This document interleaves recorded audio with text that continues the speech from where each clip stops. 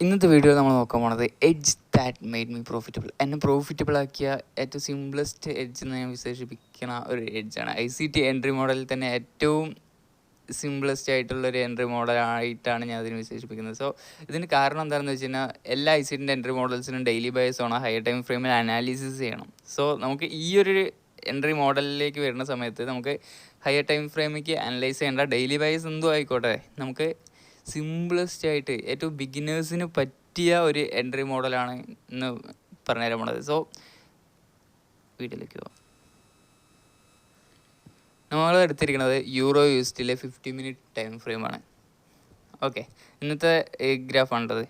So EUR/USD നമുക്ക് first of all ഈ ഒരു എൻട്രി മോഡലിൽ നമുക്ക് എൻട്രി മോഡലിൽ സ്പെസിഫിക് ടൈം ഓഫ് ദ ഡേയിലാണ് നമ്മൾ എടുക്കാൻ പോണത്. സോ 10:30 AM നമുക്ക് ഈ ഒരു അനാലിസിസ് നമ്മൾ തുടങ്ങുന്നത്. 10:30 AM എന്ന് പറയുന്നത് മിഡ് നൈറ്റ് ന്യൂയോർക്കാണ്. ന്യൂയോർക്കിലെ അർദ്ധരാത്രി 12 മണി. അതാണ് മിഡ് നൈറ്റ് ന്യൂയോർക്ക് ഓപ്പണിംഗ് ടൈമാണ് ഈ 10:30 AM. ഇന്ത്യൻ ടൈം 10:30 AM എന്ന് പറയുന്നത് മിഡ് നൈറ്റ് ന്യൂയോർക്ക് ടൈമാണ്. സോ ഈ ഒരു 10:30 AM ക്യാൻഡിൽ തുടങ്ങുന്ന സമയത്ത് നമുക്ക് ആ ക്യാൻഡിലിൻ്റെ ഓപ്പണിംഗ് പ്രൈസ് നമ്മൾ മാർക്ക് ചെയ്തിടണം. ഓക്കെ, നമ്മൾ ഈ 10:30 AM ക്യാൻഡിൽ തുടങ്ങിയ സമയത്ത് അതിൻ്റെ ഓപ്പണിംഗ് പ്രൈസ് നമ്മൾ മാർക്ക് ചെയ്തിട്ടു. സോ നമുക്ക് ഇനി അടുത്ത സ്റ്റെപ്പ് ഇതിൽ എന്താ വേണ്ടതെന്ന് വെച്ച് കഴിഞ്ഞാൽ ഒരു swing high and swing low. ഈ ഒരു 10:30 AM ക്യാൻഡിൽ തുടങ്ങുന്നതിന് മുമ്പ് ഉണ്ടായിരുന്ന previous swing high and previous swing low ഇത് നമ്മൾ മാർക്ക് ചെയ്തിടണം. ഓക്കെ, സ്വിങ് ഹൈ ഉണ്ട് ആൻഡ് സ്വിങ് ലോ ഉണ്ട് 50 മിനിറ്റ് ടൈം ഫ്രെയിമിൽ. സോ ഈ ഒരു swing high and swing low വരച്ചതിന് ശേഷം നമ്മൾ വെയിറ്റ് ചെയ്യണം. ഒന്നില്ലെങ്കിൽ മാർക്കറ്റ് സ്വിങ് ഹൈ സ്വീപ്പ് ചെയ്യും, ഒന്നില്ലെങ്കിൽ സ്വിങ് ലോ സ്വീപ്പ് ചെയ്യും. ഇതിനു വേണ്ടി നമ്മൾ വെയിറ്റ് ചെയ്യണം.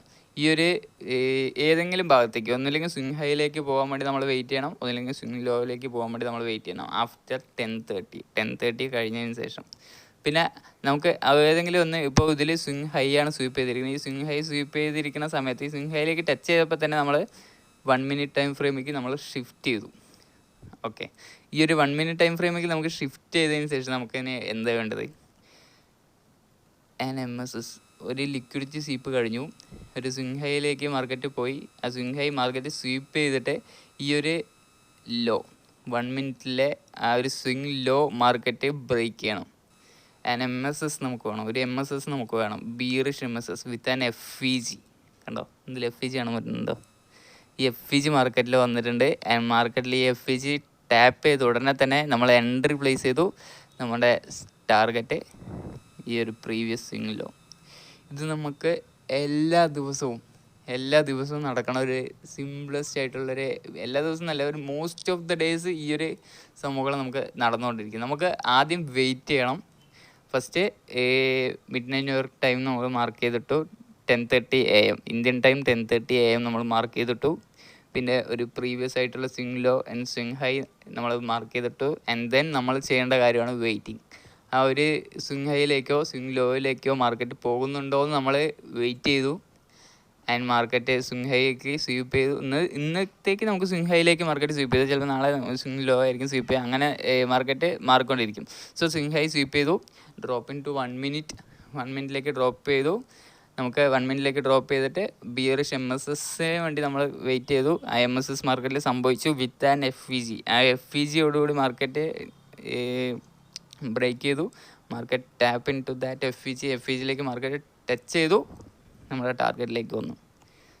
ഓക്കെ, ഇത് ഏറ്റവും സിമ്പിളായിട്ടുള്ളൊരു എൻട്രി മോഡലാണ് ICTയിൽ. കാരണം ഇതിൽ സിമ്പിളായിട്ട് തന്നെ പറയാൻ കാരണം ഹയർ ടൈം ഫ്രെയിമിനെ കുറിച്ച് കൂടുതലായിട്ട് മനസ്സിലാക്കാൻ പറ്റുന്നില്ല. ഹയർ ടൈം ഫ്രെയിംസിൻ്റെ ഡെയിലി ബയേഴ്സിനെ കുറിച്ച് ഭയങ്കര കോംപ്ലിക്കേറ്റഡ് ആണ്. ICT തന്നെ ഏറ്റവും കൂടുതൽ കോംപ്ലിക്കേറ്റഡ് ആയിട്ടുള്ള സാധനമാണ് daily buyers. Daily buyers complicated ആണെന്ന് പറയില്ല, നമുക്ക് ബാക്ക് ടെസ്റ്റ് ചെയ്ത് കഴിഞ്ഞാൽ ഡെയിലി ബയേഴ്സ് സിമ്പിളായിട്ട് നമുക്ക് മനസ്സിലാക്കാൻ പറ്റും. സോ ICT കോൺസെപ്റ്റിൽ ഡെയിലി ബയേഴ്സ് ഇല്ലയെന്ന് വെച്ച് കഴിഞ്ഞാൽ നമുക്ക് ലോസ് വരാൻ സാധ്യതയുണ്ട്. സോ ഈ ഒരു ലോസ് വരാണ്ടിരിക്കാൻ വേണ്ടിയിട്ടൊന്നുമല്ല, ഡെയിലി ബയേഴ്സ് ഇല്ലാണ്ട് നമുക്ക് എൻട്രി എടുക്കാൻ പറ്റിയൊരു എൻട്രി മോഡലാണ് ഈ ഒരു എൻട്രി മോഡൽ. സോ ഞാനത് പേഴ്സണലി ബാക്ക് ടെസ്റ്റ് ചെയ്തിട്ടുള്ള സ്ട്രാറ്റജിയാണ്. നിങ്ങൾക്ക് വേണമെന്നുണ്ടെങ്കിൽ നമുക്ക് യൂസ് ചെയ്ത് നോക്കാം. ഞാൻ ഇനീഷ്യൽ ടൈമിൽ ഞാൻ മാർക്കറ്റിൽ ഈ ഒരു സ്ട്രാറ്റജീസ്, ഈ ഒരു എൻട്രി മോഡലായിരുന്നു ഞാൻ യൂസ് ചെയ്തുകൊണ്ടിരുന്നത്. സോ ഇറ്റ്സ് വെരി ഗുഡാണ്. നിങ്ങൾക്ക് വേണമെന്നുണ്ടെങ്കിൽ ചെക്ക് ചെയ്ത് നോക്കാം. ഓക്കെ, നിങ്ങൾക്ക് മനസ്സിലായെന്ന് വിചാരിക്കണോ? നെക്സ്റ്റ് വീഡിയോയിൽ കാണുന്നവരെ ഓക്കെ, ബൈ.